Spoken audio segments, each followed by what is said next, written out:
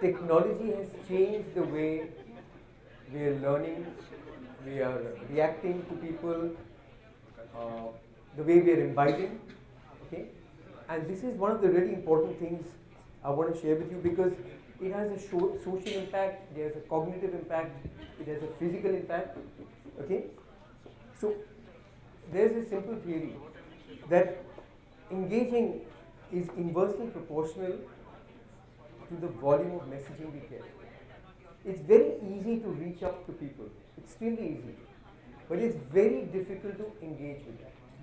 Okay, and this is going to get worse with technology getting more and more into our lives. Okay, so this is really, and I'm sure you spent the last couple of days talking about this, at least some of you attended the data sessions. Okay, again, as we talked about in the previous session, organizations need to take notice. Okay, and again, we're going to see what examples I have to stress upon this. But unless organizations actually take cognizance of the fact that technology is changing the way consumers are responding, learning, so on and so forth, it's not going to happen. Okay?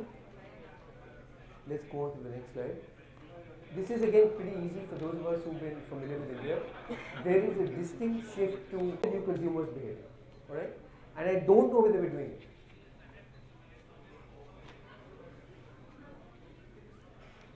This is probably most important. A simple word, people are expecting more for less. Okay? They're getting more and more finicky. They're not willing to pay more. And I want to just share with you one video which explains everything I'm trying to say. Can we have that next video?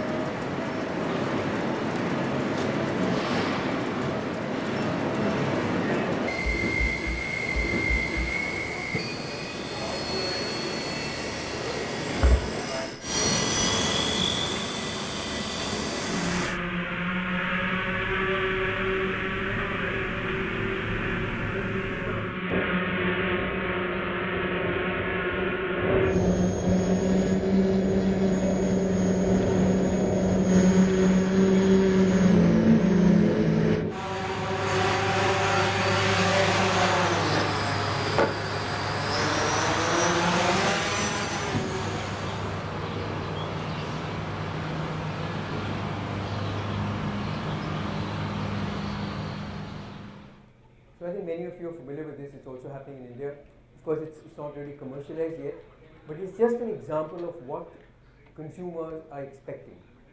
And I remember in my line of business, which many of you may not be about everything else in life. Right? So I just thought I'd give you this example because I'm sure it is happening in many parts of the world as we talk. Now this is probably the most important shift which is happening as a result of technology and demographic shift, etc., which is that the rules of the game are going to change and are changing in terms of who we're going to hire, how we're going to hire, what is our business model, what is the definition of success. Everything is changing. Okay, and the real reason is changing is because of technology. So let me give you an example of, I know that India is known for technology and a lot of stuff happening, but see the stuff which is happening abroad. This is some stuff from Canada. These are various companies which are either making shopping better or making the way you pay better or making information simpler or there's some more here. Whether it's broadband, TV, all kinds of stuff in different spaces, in marketing, performance management, in the area of HR, so on and so forth. And as we talk, they're going to get deeper and deeper into the way we actually work. In fact, as Bill mentioned, search is probably one of these things. Alright? This is again, a good example of the number of options we have on the cloud to monitor what we're doing. Okay, it is almost overwhelming in terms of what options we have. And it depends on what we want to use to make sure that they're actually monitoring what we're doing.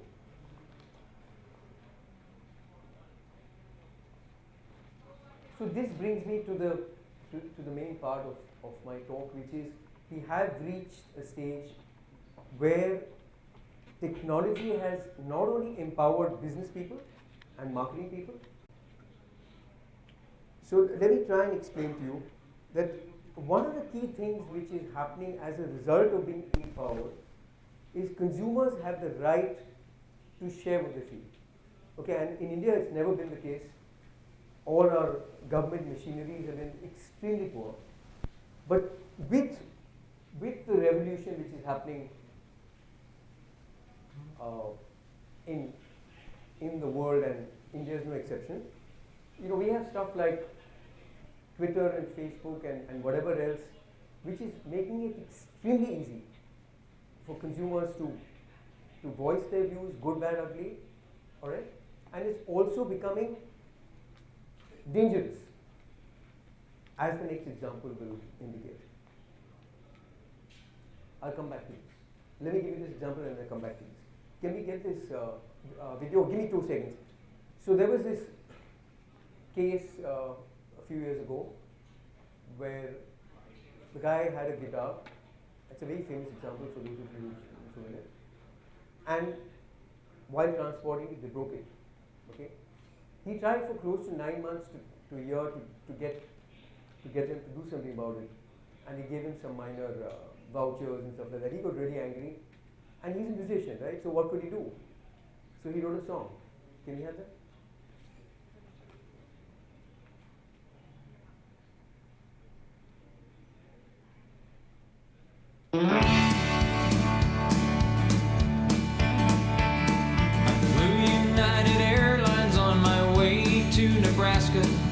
Plane departed Halifax, connecting in Chicago's O'Hare. While on the ground, a passenger said from the seat behind me, "My God, they're throwing guitars out there." The band and I exchanged a look, best described as terror, at the action on the tarmac, and knowing whose projectiles these would be. So before I left Chicago, I alerted 3 employees who showed complete indifference towards me. United, united, you broke my Taylor guitar. United.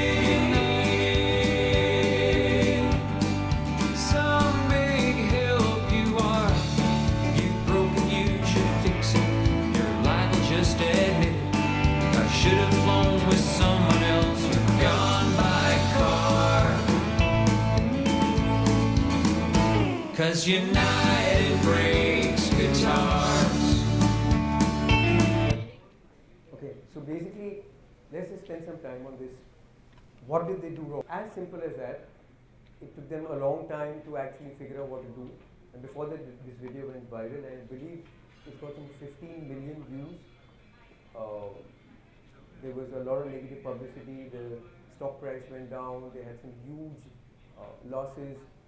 I mean, all because of not only one thing. Obviously, there were many other instances which never came to fore. But this was really, really dangerous. And I think the opposite is also possible. So I want to just go back to the previous slide, where research has shown that 80% of the people won't buy from a business with negative reviews. Okay, or 70% of buying experiences are based on how the consumer feels when they're being, how they feel when they're being treated. And totally satisfied customers contribute 14x more revenue than dissatisfied customers. So I know this is like stating the obvious, but I'm trying to talk about the extent to which it can actually impact. And I don't think we in India are figuring that out yet. It's a matter of time before some of these instances actually hit the road, God forbid. So it's important to really be careful. And when we talk about listening to the consumer, there is more to it than that. So let me get into another area. In the old days in India, people had products which they sold through various distribution channels. Just leave services out for the time being. Okay? So they said, look, as long as they sell to the channels, there'll be enough trade push for customers to be persuaded to buy the products. Then they realized later, with all the goodness of marketing and Kotler and all of that there's got to be consumer pull, right? So they said, let us sell through the channels, not to the channels, because it's not enough just to dump stock to various channels. And that lasted for a bit and paid dividends. But today it's changed beyond that, because even if you create consumer pull, it's not going to be enough, because you've got so much competition and you've got to build a relationship with the customer, which is what very few companies are doing. Very few. In fact, I know anecdotal evidence of people who've had bad experiences, they've tweeted, there's been a call to the aggrieved person, but nothing ever happened after that. So it still tends to remain a one-sided conversation. Okay? Let me move on with a couple of more examples. We've seen this. Okay, now I don't know whether people know about the J.C. Penney case. Another very interesting example of what went wrong. So basically, there's this guy called Ron Johnson, who was a hotshot in Target and Apple, and they brought him on to head the marketing function here. And J.C. Penney, for those of you who may or may not be aware, is famous for having those old-fashioned discounting policies where they actually may have even increased prices artificially, and then they said it's a huge 40% discount, and people loved it. Even if it was a bit of a scam, people loved it, and it worked. And what Ron did was, he said, listen, one of the things I'm going to change is all this nonsense discounting. I'm just going to tell them like it is and have straightforward pricing. And customers were really miffed. And they had a huge fallout. There were some things he did right, but there were many things he did wrong.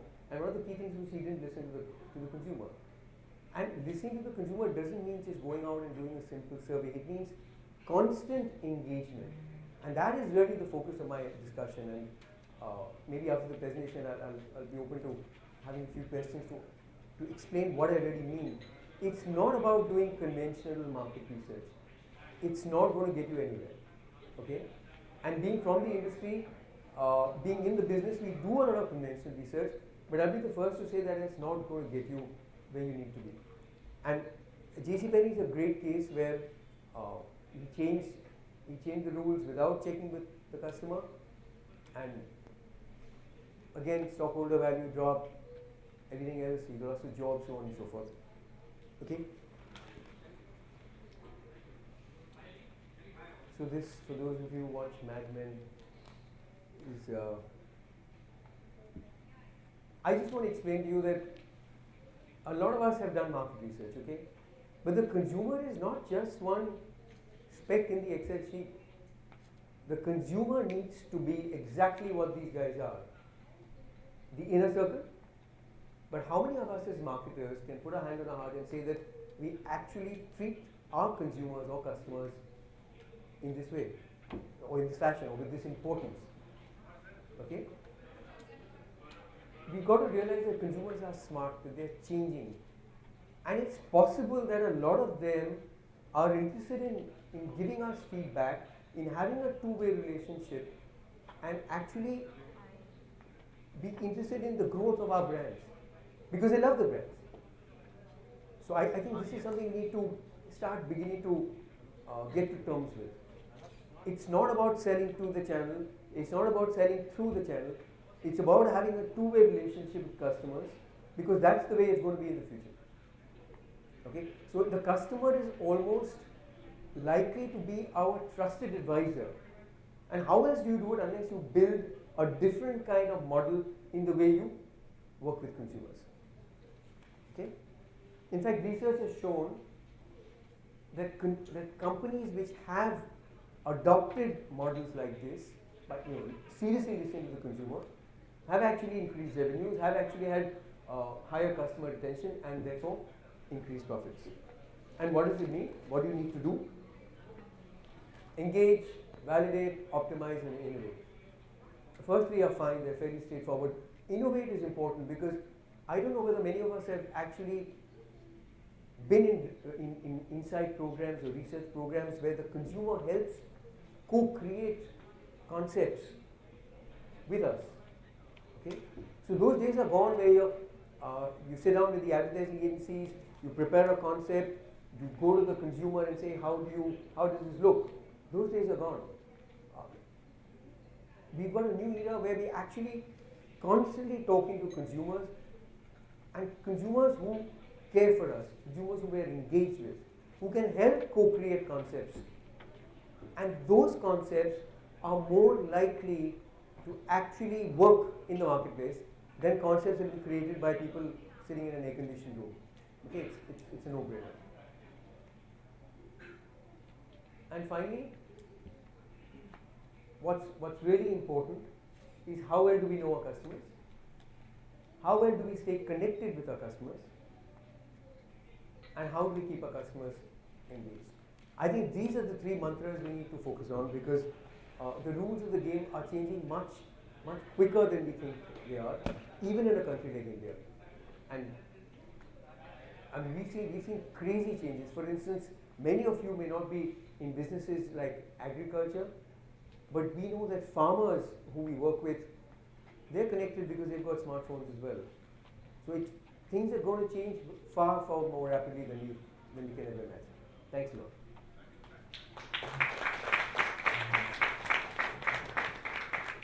Any questions, comments, observations? Yeah, I've got a very basic question. Sure.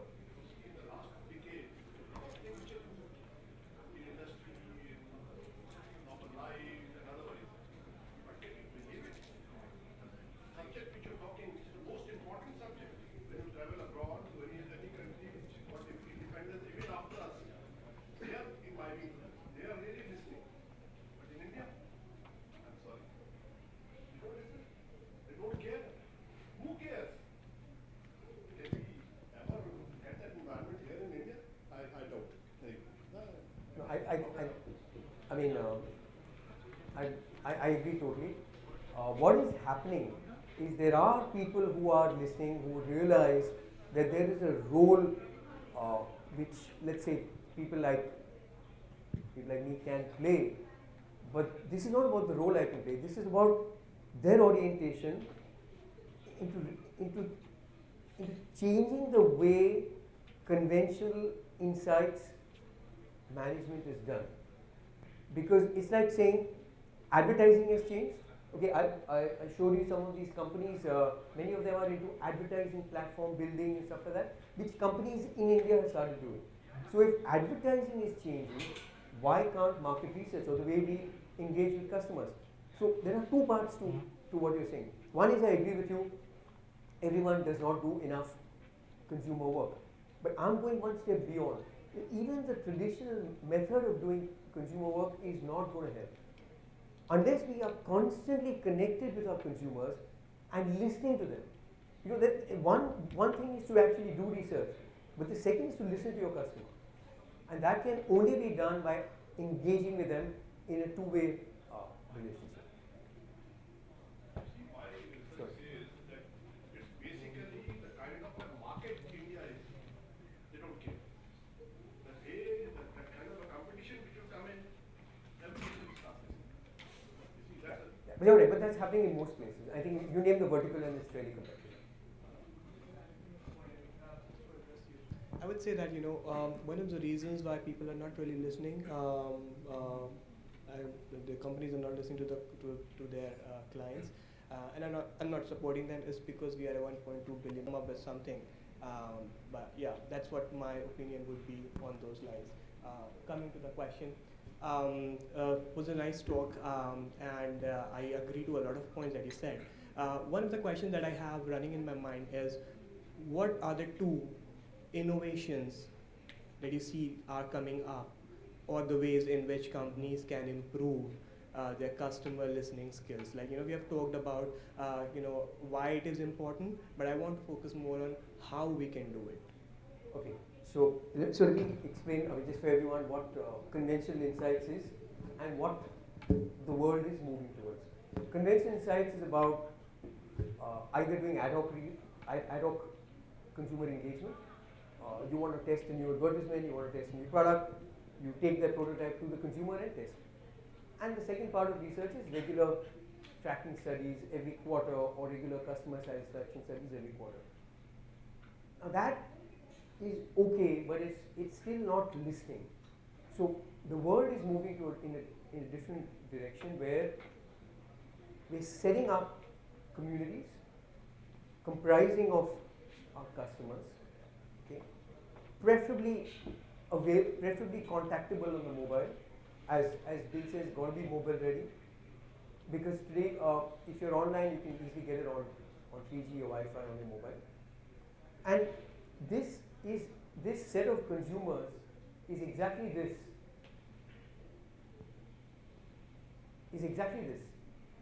Let's say you and I want to start a business, and we had investors, we had a board of directors, and we had a managing committee within our company and all of that. How would you like it if you had a bunch of consumers who you could go to constantly for anything? I mean, you could bounce off, a very trivial issue to a more strategic issue. You could co-create with them. Now, why would they do it? Would they do it because a market research organization is paying them money to participate in a group discussion? Even if they do it, then it's worthless in my opinion, because it's not rich enough, that information. But if I'm a consumer, so if you're Snapdeal or Flipkart or Holiday IQ or whatever, and I'm your consumer and I care for you, I don't want incentives. It's not a cash for comment based model. I'm happy to participate in your growth, and which is why I said a few slides ago that the new age consumer is willing to actually help you grow their brand.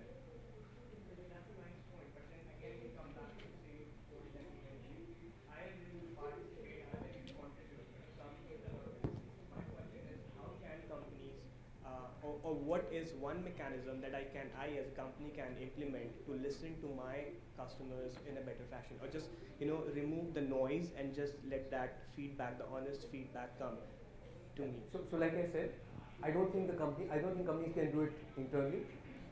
I know that we have set up communities all over the world for even people like Google. Now, what can we do with Google? Google can do it 10 times better than us. But clearly, we do a different kind of business. Okay, so obviously, people need to connect with us so we can explain to them what we do and why it makes sense. But of course, the first thing is you should, like he says, be willing to listen. Okay, so I can be an evangelist in this, but I'm also also selling my business. So it's got to come from awareness, from people understanding what other companies abroad are doing satisfactorily. The slides about growth and growth in revenue and customer base. Unless people are aware that is happening, it's not going to work. Because if I come to you, it's never going to work. If I come to you with a selling bag saying, you know what, these are my suite of products, you say, okay, fine, I hear you. But I think people need to understand what is happening in the world and how quickly it's going to catch up on that. Any other comments, questions? Yeah.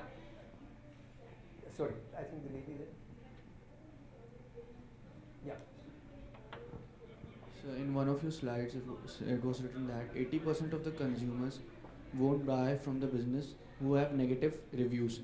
So my question is that, is technological shift is noxious for the business houses if it comes to customer retention? Well, it's a way of life. You can't do anything about it. You can't fight it. You can't reverse it, right?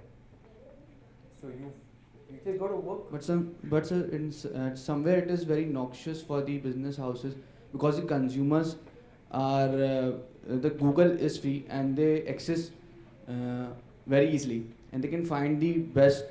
So is it that the top shots, the top business houses are having threats because if it comes to the customers retention?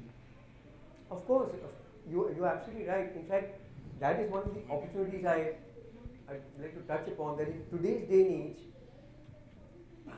anyone can actually do anything, depending on their business model, depending on their processes and protocols.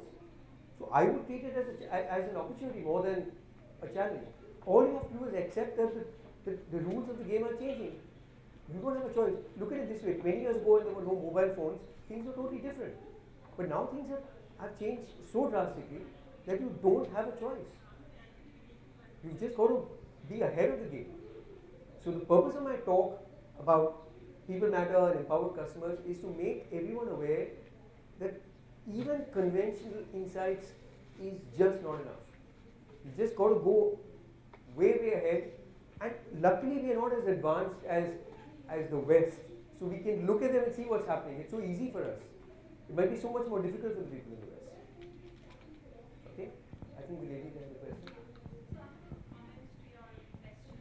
And a question for you actually. So to your question on how do we measure it, and he's absolutely right? Conventional research can only give you that much insights, but if you're really truly listening to all the social conversations that are happening in real time now as we talk about the brands, all the brands that consumers use, if you're able to put up a listening engine on top of that, and then of course separate noise from the real conversation, and if you've got the right analysis, you can get those insights. So we've done it at Microsoft, and we can see, and there are tweets about Windows 10, which generally people are just talking about Windows 10, but the minute we go and engage with them as Microsoft, there's delight, because they had never expected us to do that. They had never expected us to be listening and going and responding. Have we cracked the code? Do we know it all? Of course not. We are also learning. We are doing it. I had a question for you. So while we are doing this, and you had one slide on the organizations have seen their revenues grow, their top line grow. How would you associate that? How do I link the two? You know what I mean? So while we are doing all these things, and maybe we are just a very large organization and it's tough for us to assess any growth. Setting up protocols and processes to enable this. In your case, you would have B2C and B2B interaction. So they are so totally different in the way you cope with them. And I guess you have different teams which are setting up stuff. So I think it's all about setting right from the top a culture of saying, look, the consumer stroke customer for B2B is God. And nothing else matters. I don't think in this country we've reached that stage yet at all. I think it has started because once we start giving feedback, I go to a restaurant and the person who's hosting me is concerned about the feedback I will put on Zomato. So he's afraid that if it's a negative feedback, he will get less customers. So it is affecting. It is not like if I talk about youth, any person who's going to a restaurant, he will see the rating on Zomato and then go to the restaurant. And if there is a negative feedback, he'll not go there. Or a person who's standing there and hosting me will be afraid that if there's a negative feedback, then a customer will not come to me. So it is affecting the crowd. It is not like it is not affecting. Okay, so I think just let me finish this point, lady. Okay, you're absolutely right. Things are changing, but what you're talking about is just scratching the surface. Me going to a restaurant or me going to a hotel and staying 2 nights and filling one small little form is just the beginning. I think what this lady was talking about is a more deeper association and listening to what your customers are saying. And to go back to this, did that same restaurant have a set of people who helped them create the menu or the ambience or the offering for that restaurant? Just an example. All I'm saying is, yes, I'm very happy that that's happening, but it's a long way to go. Okay? Sorry, someone else had a...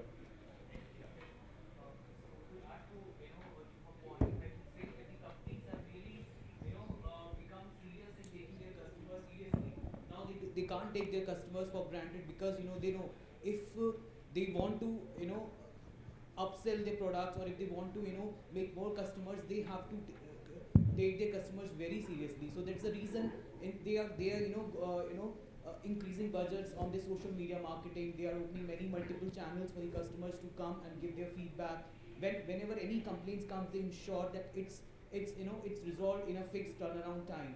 So the time has come when the companies have started taking their customers seriously, because they know that today is the age of social media marketing. Right, and also I think they know that it's very easy to get a new customer, but it's exceedingly difficult to retain him or her. And moreover, That's the real problem. Moreover, they are investing in tools like online reputation management tools, so that they can get insights. They can get to hear what people are saying on the third-party platforms as well, like Mousher.com. So the companies are investing a lot.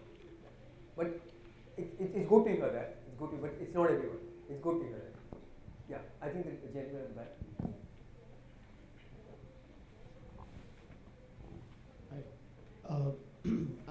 I'm just wondering, if so much of listening is actually helpful or productive from innovation perspective. Like, if Apple would have continued to listen to customers, they would have never come up with iPhone. And now the entire world has moved to touch-based devices. So do you really think that, fine, for product refinement and certain things, fair enough. In the case of Apple, they didn't really do too much. I believe they did a little bit. So maybe on the technology side, it may not be as important, but we're talking normal manufacturing, normal services, where we're all totally unhappy. I mean, if you just allow me to talk about the entire retail boom in India, even today, I'm willing to bet if you walk into any mall, our experience will be quite underwhelming. So I'm really talking about very basic stuff like that. Yeah, sure. The gentleman ready here. See, consumer feedback can never deter innovation. It never can. I mean, that's almost like a corollary. So even if you go in the case of Apple, I think it's a myth that Steve Jobs never listened to the consumer. He never asked the consumer, what do you want? But he spent all his time understanding what the consumer really needed. And based on that understanding, he then developed the products. So once you understand what the consumer really wants, I mean, there's a lot you can do, and that's what brings in innovation. But listening can never actually harm innovation. I mean, that just can't be. The other point I want to just mention is, in many cases, and I've got grey hair researching the consumer and all of that, when we talk to consumers or customers, they're unable to give us ideas because they're limited. But if I say, this is my new concept, and you've got this and you've got this, they can respond fairly meaningfully when asked to compare. So I don't want to get into design and methodology and all of that, but it depends on how you use the interaction process with consumers, what the protocol is, okay? And that is exactly what we do. But I think I would tend to agree with him that the consumer can play a role, but it's limited to some extent, especially when you're talking about highly innovative and tech items. I think it's all about asking the right questions. I think the ladies I think we really have no more time. I'm sorry about this. But there's always offline coffee time to actually check in case you want any more questions answered. But thank you so much.